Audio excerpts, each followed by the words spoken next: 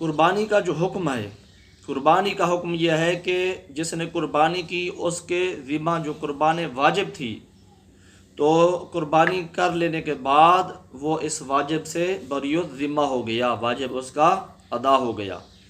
اور اگر اچھی نیت سے کی ہے، ریا وغیرہ کی مداخلت نہیں، یعنی لوگوں کو دکھانے کے لیے قربانی نہیں کی، بلکہ صرف اور صرف کس لیے کی؟ اللہ تعالیٰ کی رضا کے لیے، ریاکاری نہیں، تو کیا ہوگا؟ پھر اللہ تعالیٰ اپنے فضل سے اس کو اجر عطا فرمائے گا، اور آخرت میں اس کو اس کا ثواب ملے گا۔ پتہ چل گیا نا قربانی کا حکم کیا ہے؟ قربانی کا حکم یہ ہے، قربانی کا سبب بھی بتایا تھا میں نے آپ کو، قربانی کا سبب وقت ہے، ٹھیک ہے نا، اور اس کا رکن کیا ہے؟ مخصوص جانوروں میں سے کسی جانور کو قربانی کی نیت سے ذبح کرنا، ٹھیک ہے نا۔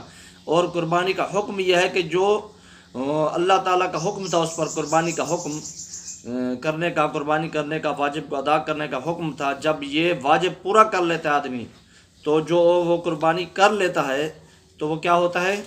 اس قربانی کے واجب سے بری و ذمہ ہو جاتا ہے۔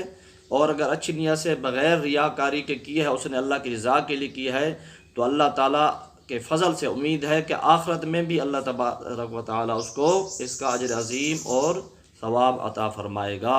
سمجھ گئے آپ؟